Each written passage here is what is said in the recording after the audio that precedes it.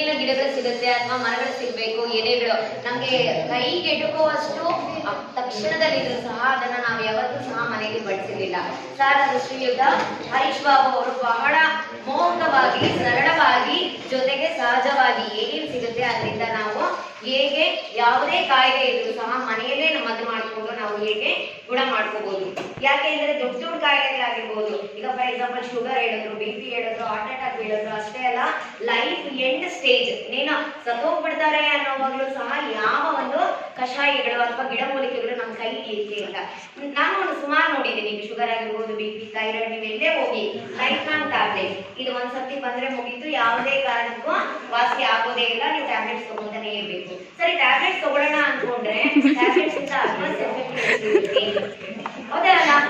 ಒಂದಕ್ಕೆ ತಗೊಂತಾ ಇರ್ತೀವಿ, ಶುಗರ್ ಇರೋರಿಗೆ ಇಮಿಡಿಯೇಟ್ BP ಬರುತ್ತೆ, BP ಇರೋರಿಗೆ ಇಮಿಡಿಯೇಟ್ ಹಾರ್ಟ್ ಅಲ್ಲಿ ಏನಾದ್ರೂ ಬ್ಲಾಕೇಜ್ ಆಗಿರುತ್ತೆ, ಇಲ್ಲ ಅಂದ್ರೆ ಕಿಡ್ನಿ ಫೇಲ್ಯೂರ್ ಆಗುತ್ತೆ.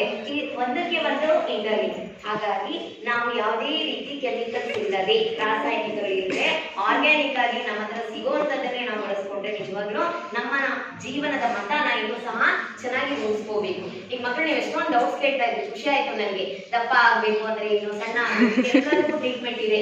ನಮ್ಮ ಸೆಲೆಬ್ರಿಟಿ ತುಂಬಾ ಜನ ಸತ್ತಿರೋದು, ಆರ್ತಿ ಅಗರ್ವಾಲ್, ಇದೆಲ್ಲ ಏನ್ ಹೇಳಿ ಪ್ಲಾಸ್ಟಿಕ್ ಸರ್ಜರಿ ಇಲ್ಲ ಯಾವ್ದೋ ಆಪರೇಷನ್ ಅಂತ, ಇದನ್ನೆಲ್ಲ ಮಾಡ್ಕೊಂಡಿದ್ರೆ ಮೋಸ್ಟ್ಲಿ ಅಷ್ಟು ದುಡ್ಡು ಖರ್ಚು ಮಾಡ್ಬೇಕಾಗೂ ಇರ್ಲಿಲ್ಲ, ಸಾಯ್ಬೇಕಾಗೂ ಇರ್ಲಿಲ್ಲ. ಅದನ್ನೇ ಹೇಳೋದು, ನಮ್ಮ ಕೈಗೆ ಎಟ್ಕೋದನ್ನ ನಾವು ಬಿಟ್ಬಿಟ್ಟು ಇನ್ನೆಲ್ಲೋ ಇಲ್ಲದೆ ಇರೋದನ್ನ ಹುಡ್ಕೊಂಡು ಹೋಗ್ತೀವಿ. ಶ್ರೀಧರಿಗೆ ನಾವು ತುಂಬಾ ತುಂಬಾ ತುಂಬಾ ಧನ್ಯವಾದಗಳು ಹೇಳ್ಬೇಕು. ಯಾಕಂದ್ರೆ ಜ್ಞಾನದ ಆಗರನೇ ಅಂತ ಹೇಳ್ಬೇಕು. ಇಷ್ಟು ವೆರೈಟೀಸ್ ನಾವು ಕೆಲವು ನೋಡಿದ್ವು, ಬಟ್ ಅದು ಏನ್ ಯೂಸ್ ಅನ್ನೋದು ಗೊತ್ತಿರ್ಲಿಲ್ಲ, ಯಾವ್ದನ್ನ ಹೇಗೆ ಉಪಯೋಗಿಸ್ಬೇಕು ಅಂತ ಬಹಳ ಸ್ಪಷ್ಟವಾಗಿ ನಮ್ಗೆ ಮನಮುಟ್ಟುವಂತ ಹೇಳಿದ್ದಾರೆ. ಸರ್ ಅವರಿಗೆ ಮತ್ತೊಮ್ಮೆ ಧನ್ಯವಾದಗಳು.